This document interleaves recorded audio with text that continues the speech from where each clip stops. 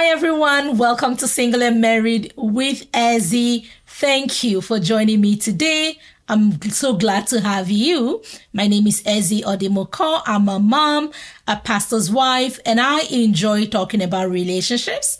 I have authored 2 books, Relationship Smart, Love, Courtship, and Marriage for Every Woman, and Brighter Days, 100 Thoughts of Hope, Love, and Blessings.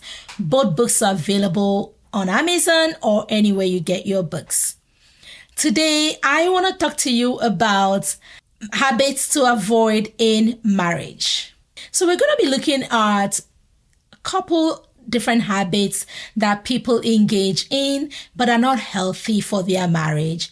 And I'm hoping and praying that as you listen and you start taking the steps to avoid these habits, it will improve your marriage relationship with your spouse. So the first one that I want to talk about today is control. Okay, so that is basically wanting to control the outcome, the response, right? Activity or whatever it is of your spouse, right? I want to point you back to when you first got married. Remember, marriage is a choice, right? You asked the person to marry you and they said yes, right? So it is a choice.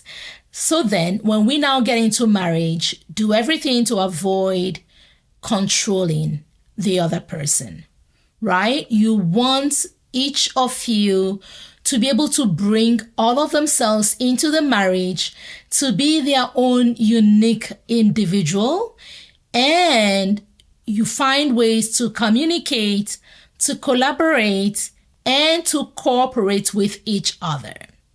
Okay, control looks like when you are forcing or insisting that a person does things your own way, right? Looking to control what they say, how they respond to issues, what they are thinking, what they are doing, and things like that. So that is not healthy, and that can make your partner to just retreat into themselves and not really bring out all of who they are. Remember, there was something at the beginning that drew you to this person, and allowing them to be their own person, to bloom and to shine, will be beneficial for your relationship. So avoid control. Avoid control. Number 2, avoid unfaithfulness, right? Marriage God's way, the way God ordained it. He said, for this reason shall a man live and cleave to his wife, right? And God made it that Adam will find his Eve, right? So avoid unfaithfulness, avoid third parties. The Bible also reminds us that the marriage bed is honorable. Marriage is honorable in all, and the bed undefiled, right? So avoid having third parties or looking outside of your home, of your marriage, for any satisfaction in any way, shape, or form that your spouse, your husband, your wife should give you. Because God rewards faithfulness, but he also punishes unfaithfulness. Okay. Number 3, avoid isolation. Isolation. Okay. Marriage is a unique, beautiful relationship, but it is also an extension of relationships that your spouse had in their lives prior. So relationships with their biological family, relationship with their God, relationship with their church family, relationship with friends, right? So when you come into a marriage is an important relationship, is special, it is unique. right? But you don't want to isolate each other. You don't want to be the person who says you cannot talk to your family anymore. You cannot go to church anymore. You cannot serve your God anymore. You cannot talk to your friends anymore.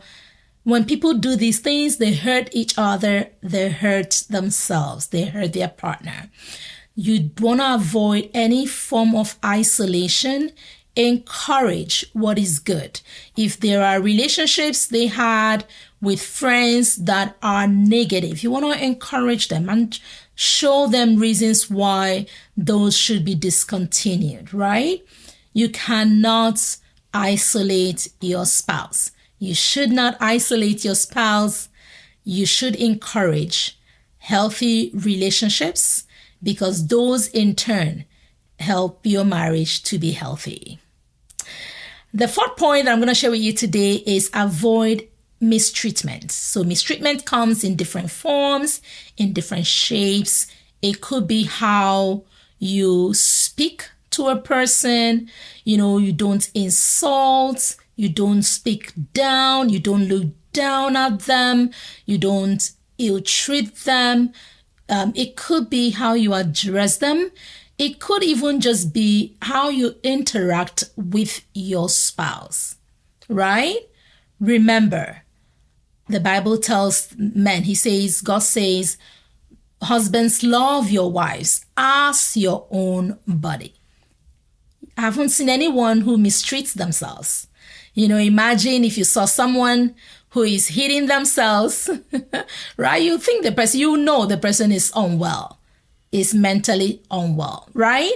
So when you mistreat each other, you are not loving your spouse how God wants you to love them. You cherish your spouse. You're kind in your approach. You're kind in your thoughts. You're kind in your words. You're kind in your actions, right? Preferring one another, right? It also addresses the women, the wives, in the same Ephesians chapter 5, verse 22. It says, wives, do what? Respect your husbands, right? So when we live in a relationship where there's mutual understanding, mutual love and care and kindness and respect, the relationship will be healthy, right? Do not treat others well and treat your own spouse badly. It is not right. So starting today, what are the things that you can do better? How can you speak better? How can you encourage? How can you strengthen? How can you inspire? How can you help pray for your partner? Those are the things we want you to do and to avoid these things that hurt your marriage. I hope these few tips have been a blessing for you today. And I know that as you put these things into practice, you will begin to see results. You will begin to see a happy, healthier home. And don't forget, I host the monthly marriage mentorship class. It is free, where everyone is welcomed. Couples, singles are welcome. We pick a topic. We go into it. You get to ask questions. You get to interact with others in the class.